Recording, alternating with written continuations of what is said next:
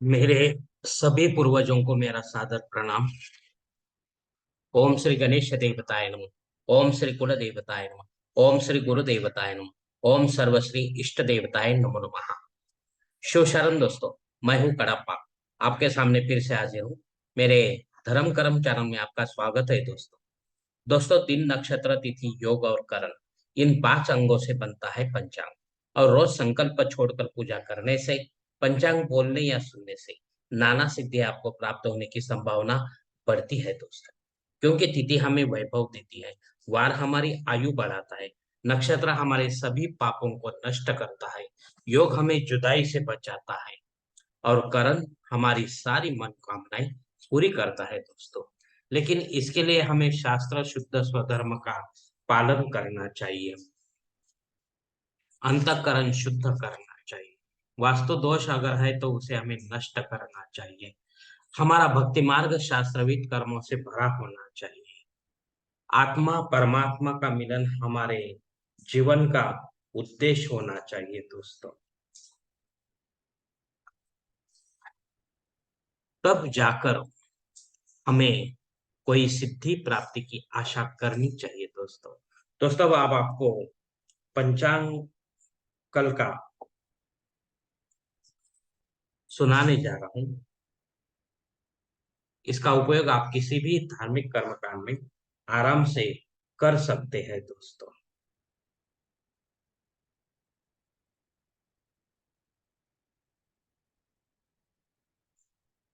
दोस्तों, आज तारीख 9 दिसंबर 2023, शालिवान शक 1945, संवत्सर शोभन, अयन दक्षिण, ऋतु शरद, मास कार्तिक, पक्ष कृष्ण।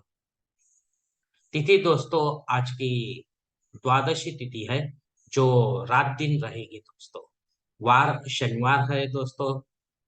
नक्षत्र दोस्तों चित्रा नक्षत्र है। सुबह 10:43 के बाद स्वाति नक्षत्र शुरू होगा। योग दोस्तों शोभन योग है। रात 11:36 के बाद अतिगंड योग शुरू होगा। करण दोस्तों कौलव करण है। रात 7 बजे से लेकर तैतिल करण शुरू होगा दोस्तों। दोस्तों, प्रमुख ग्रहों की राशि स्थिति सुबह 5:30 बजे कुछ इस तरह होगी। सूरज जो है वो वृश्चिक राशि में होगा। चांद तुला राशि में, गुरु मेष राशि में, और शनिदेव अपने कुंभ राशि में होंगे। दोस्तों, बंबई क्षेत्र में सूरज का आगमन और निगमन कुछ इस तरह है दोस्तों।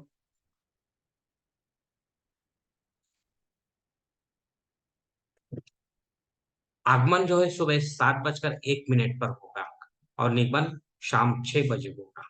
इस पंचांग के आधार पर दोस्तों आज के नित्य देव पूजा के लिए हम संकल्प छोड़ने जा रहे हैं। तब आप आपके दाहिने हाथ के हथेली पर थोड़ा सा जल, थोड़े अक्षत, एक फूल या फूल की पंखुड़ी ले दोस्तों, और ये संकल्प बोलना शुरू करें।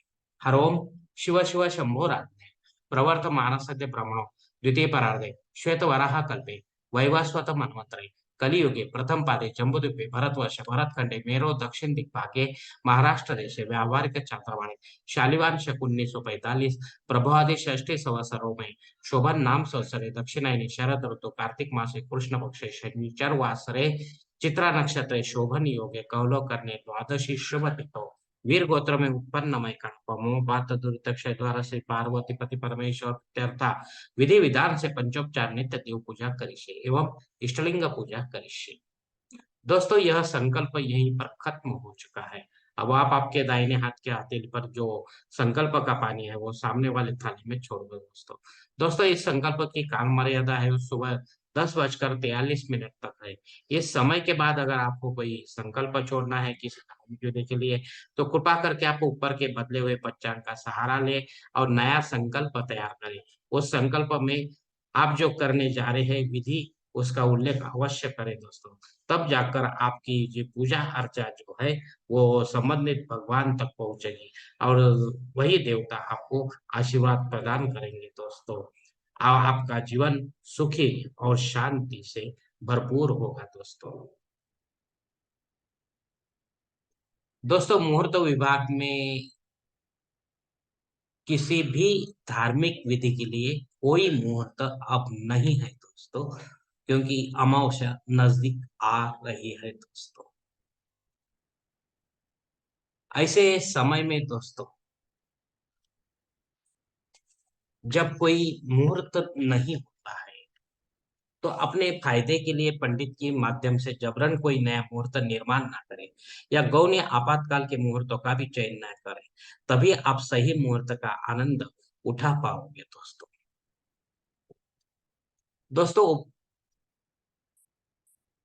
पंचांग में दी गई कुछ अन्य महत्वपूर्ण जो जानकारी है, वो अब हम देखेंगे। पंचांग शुद्धि दोस्तों बढ़ोतरी दिन है, मतलब बढ़ा हुआ दिन है, वृद्धि दिन है, जिसे कहते हैं हम। सामान्य दिन से भी बढ़कर दिन है, ये ठीक नहीं होता है। कम हुआ होना और बढ़ना, ये दोनों अशुभ है दोस्तों।